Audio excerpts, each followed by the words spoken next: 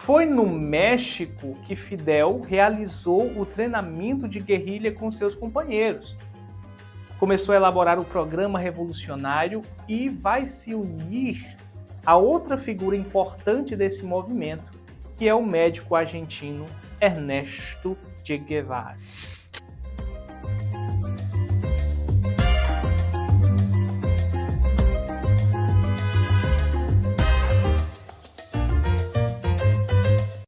E acaba se preparando para a futura batalha em Cuba. Os irmãos Castros se uniram a mais 80 homens e invadiram Cuba em 1956, em um iate. Os guerrilheiros foram atacados pelos soldados de Batista, sobrevivendo apenas 12 que conseguiram se refugiar na mata. A estratégia de Fidel era realizar um assalto imediato, de forma rápida e letal, para provocar uma insurreição no país, tal qual havia tentado em Mônaco. Com a repressão indiscriminada por parte do exército de Batista aos abusos contra os camponeses de Sierra Maestra, logo, Fidel Castro começou a estreitar o contato com as lideranças camponesas de Sierra, buscando e dando apoio para essa população marginalizada. Aos poucos, os guerrilheiros capitanizaram o crescente apoio dos camponeses, fazendo aliança com cada um deles.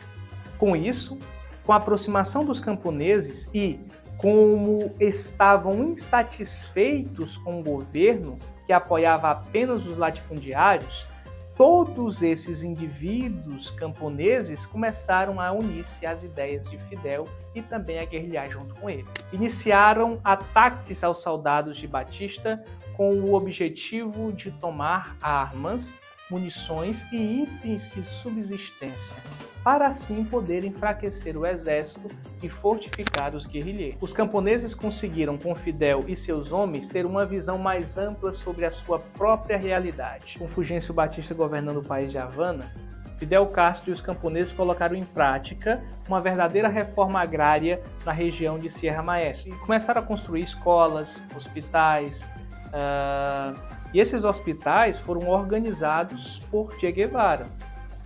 Tudo isso acontecia à revelia do governo cubano.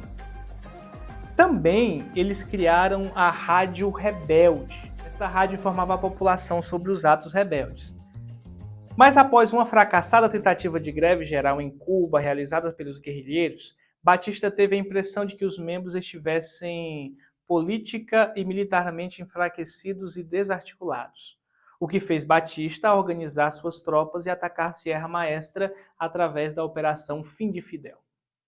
O otimismo de Fulgêncio foi descuidado, pois ao chegar em Sierra Maestra se deparou com a forte resistência do exército de guerrilheiros, que os venceu sem grandes dificuldades. Com a vitória acachapante dos guerrilheiros, eles começaram a se sentir cada vez mais confiantes para ocupar outras regiões de Cuba para além de Sierra Maestra. E começaram a organizar tropas para invadir a planície da ilha em duas frentes. Uma que era comandada por Camilo Cienfuegos e a outra era comandada por Ernesto Che Guevara. Com a ação combinada dessas duas frentes, várias cidades da região vão sendo tomadas. E a força dos guerrilheiros vai crescendo e a população e o governo já deixam de os chamar de guerrilha para tratá-los de exército rebelde. O avanço rebelde, o apoio da população e a inércia de Fulgêncio e do exército solidificavam cada vez mais a derrota do governo. E assim, no dia 1º de janeiro de 1959, antevendo a tomada de Havana, Batista foge de Cuba. Após negociações com o movimento 26-7, toma Santiago de Cuba. Com a Revolução efetivada, Fidel estatizou as empresas, expropriou terras e indenizou seus proprietários e julgou os opositores que eram leais a Batista. Adotou o socialismo como política, investiu em educação, em saúde e realizou a reforma agrária em toda Cuba. Fidel Castro, no poder, adota o unipartidarismo e a vigilância contra a atividade que vai contra a revolução. O comportamento da população começou a ser investigado e os homossexuais eram perseguidos com o apoio do governo de Fidel, que em 2008 assumiu a culpa pela escalada homofóbica na ilha. Os antigos aliados de Cuba, os Estados Unidos, não simpatizaram tanto com a Revolução Cubana e começaram a adotar um embargo econômico que existe até hoje, o que prejudicou a economia da ilha e forçou Fidel a se aproximar cada vez mais da União Soviética, que ofereceu apoio econômico ao regime cubano. Então, com isso, ele vai se aproximar com quem? Com o regime soviético. E em 1961, ele se declara um país socialista para poder manter viva a economia cubana com apoio da União das Repúblicas Socialistas Soviéticas. Na prática, as liberdades individuais diminuíram com o regime socialista cubano enquanto os direitos sociais cresceram. Cuba, até os dias de hoje, continua sendo um país socialista, como uma das melhores educações e saúde de todo o mundo. Mas as liberdades individuais continuam existindo com muita restrição. O regime cubano ainda é um assunto polêmico em diversos países da América Latina, sendo alvo de diversas informações que uma hora são verdadeiras, outras falsas.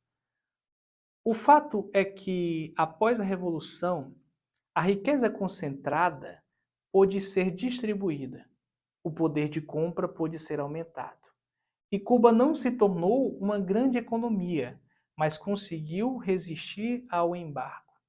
Fidel foi um líder controverso, amado em Cuba, mas nunca teve o coração de todos os cubanos. Todos os anos é noticiado fuga de algum cubano da ilha de Todos os anos é noticiado a fuga de algum cubano da ilha, a nado até a Flórida, nos Estados Unidos.